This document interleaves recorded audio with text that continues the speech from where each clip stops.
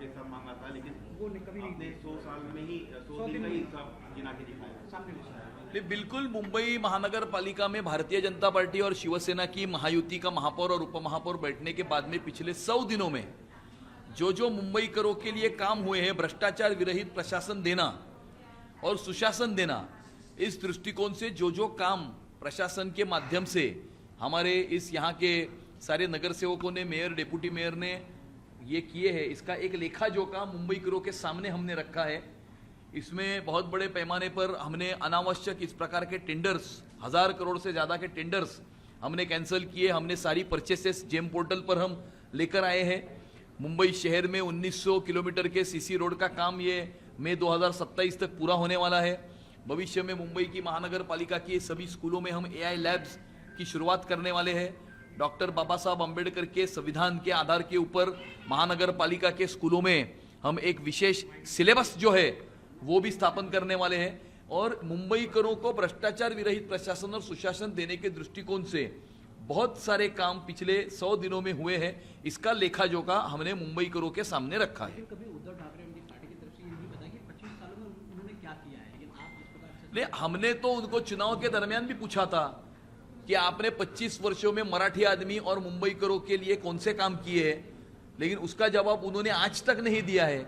लेकिन जनता ने हमारे ऊपर विश्वास रखा, तो हमारा ये परम कर्तव्य है कि हमने शुरुआत के 100 दिनों में कौन से ऐसे कदम उठाए हैं जिससे मुंबई करों ने जिस कारण से हमारे ऊपर विश्वास रखा है, उन मुंबई करों के विश्वास के ऊपर हम खड़े उतर रहे हैं। पश्चिम बंगाल की भी बात की थी आपने प्रेस कॉन्फ्रेंस में, क्या है, क्या प्लान है?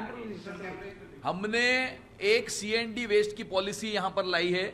बहुत बड़े पैमाने पर कंस्ट्रक्शन और डिमोलिशन वेस्ट की वजह से जो मुंबई शहर की एयर क्वालिटी जो है वो खराब हो रही है, और ये कंस्ट्रक्शन और डिमोलिशन वेस्ट के डिस्पोजल के लिए, डिजिटल ट्रैकिंग के लिए हमने एक CND वेस्ट की पॉलिसी लाई है।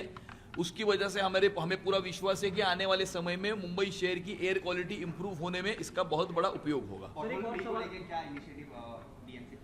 2050 किलोमीटर में से 1900 किलोमीटर के रास्ते में 2027 तक ये CC होने वाले हैं। आप देखेंगे कि हर वर्ष मुंबई की महानगर पालिका पोर्टल के लिए 100 करोड़ का टेंडर निकालती है। इस वर्ष उन्होंने 45 करोड़ का ही टेंडर निकाला है।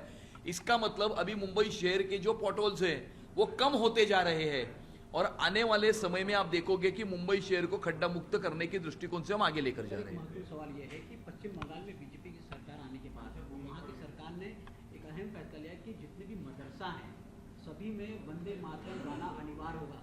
वहाँ के सरकार के फैसले को कैसे देखते?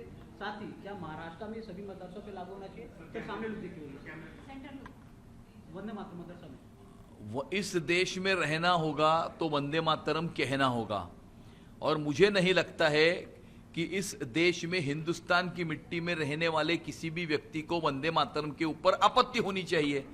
और इसीलिए कोई एक स्पेसिफिक एजुकेशनल इंस्टीट्यूशन नहीं, लेकिन इस देश की सारे स्कूल, सारे कॉलेज, सारे एजुकेशनल इंस्टीट्यूशन, सारे आस्थापना, सारे ऑफिसेज, सारे एस्टेब्लिशमेंट्स में वंदे मातरम बोलने के लिए या गाने के लिए किसी को भी आपत्ति नहीं होनी चाहिए।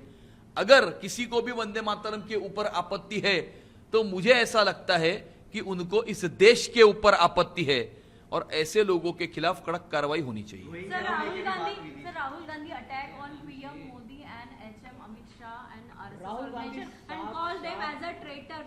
राहुल गांधी ये अर्बन नक्सल के सरगना है और इस देश के अर्बन नक्सल गैंग के गैंग लीडर है, और फेक नैरेटिव की सबसे बड़ी दुकान है।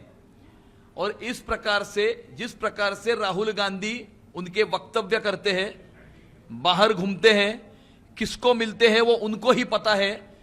एंटी नेशनल एक्टिविटीज में राहुल गांधी का सहभाग है, ऐसा हमें लगता है। लेकिन क्या मानसिकता, जिस प्रकार से प्रधानमंत्री जो गरिमाली पद है उनको गद्दार कहा जा रहा है, अमित शाह को गद्दार कह रहे हैं राहुल गांधी, क्या मानसिकता हो सकती है राहुल गांधी की?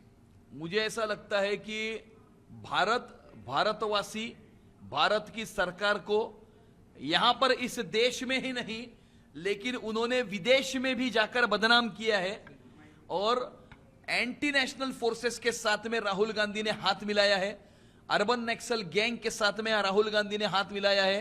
इस देश को जो नीचे दिखाना चाहते हैं, इस देश को विश्व गुरु होने से जो रोकना चाहते हैं, इस देश की प्रगति, विकास और उन्नति को जो रोकना चाहते हैं, ऐसी सारी अंतरराष्ट्रीय ताकतों के हाथ के कठपुतली राहुल गांधी है। Sir, Rahul Gandhi also attacks on PM Modi over Melody Trophy and stated that it's not leadership, it's a gimmick. What did you say?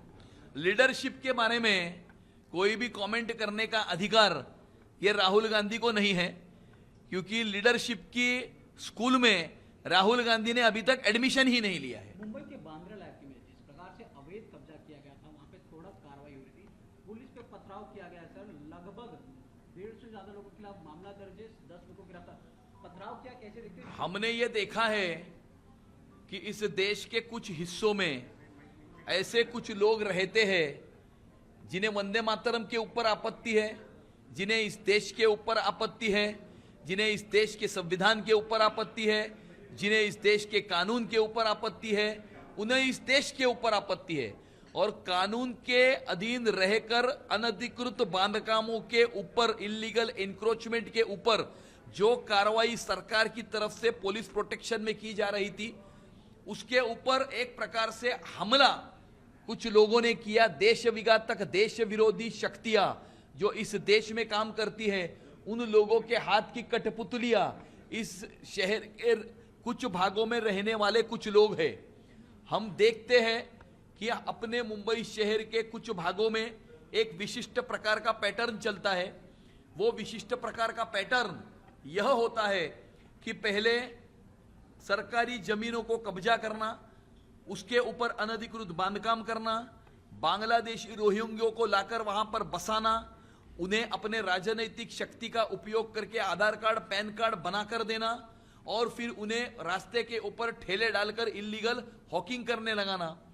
इसी का भाग ये बांद्रे पूर्व की ये बस्ती है। और बांद्रे पूर्व की ये जो बस्ती है, ऐसी ही बस्तियां कुछ मुंबई शहर में है, कुछ मालवनी में है, कुछ मोहम्मद अली रोड पे है, कुछ वर्सोवा में है। और वहीं पर हम ये एक ट्रेंड देखते हैं कि इस देश की कानून व्यवस्था, इस देश के संविधान और इस देश के कायदे को चैलेंज करने का काम कुछ लोग करते हैं।